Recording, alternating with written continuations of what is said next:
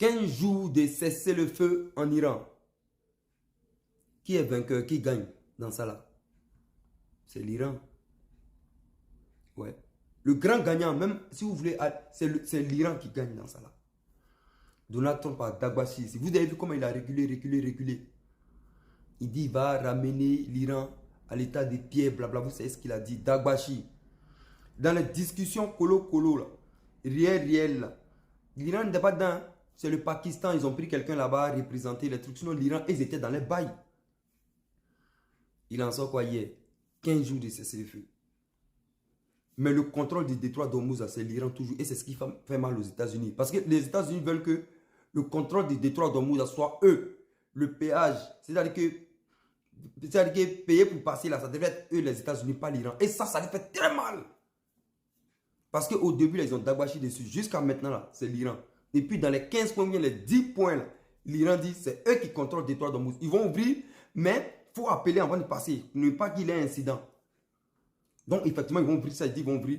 Ça va commencer à passer. Plus de combien de milliers de bateaux actuellement attendent passer. Ils vont ouvrir, mais ça s'est fait de façon. Mais c'est eux qui contrôlent ça. Ce n'est pas les États-Unis. C'est l'Iran qui gagne dans ça là. Même, ils ont fait le cessez-le-feu hier, non? Cessez-le-feu hier, non?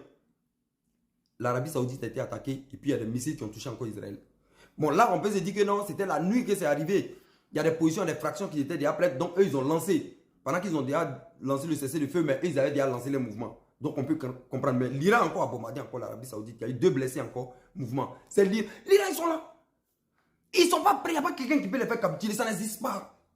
Qu'on on va taper vos centrales, blablabla. Quand Donald Trump est sorti, eux, ils sont sortis en même temps. Le porte-parole Ibrahim est sorti pour dire Titamise en vous, Biama. Joe, 2 puissances nucléaires contre l'Iran. Ils n'ont pas pu faire plier l'Iran en plus d'1 mois. Vous allez venir parler de quoi? En plus d'1 mois, ils n'ont pas pu faire plier l'Iran. Eux-mêmes, ils ont cherché accord. Ils voulaient discuter tellement c'était chaud. Financièrement, le monde est bousculé, basculé. C'est-à-dire que la flambée des prix à tous les niveaux, pétrole, gaz, tout ce que vous voulez. L'Iran n'a pas plié. En plus d'1 mois de guerre, 2 puissances nucléaires, ils n'ont pas fait plier. L'histoire retiendra ça. C'est eux qui sont allés dans les discussions, sont venus. L'Iran a posé 15 points.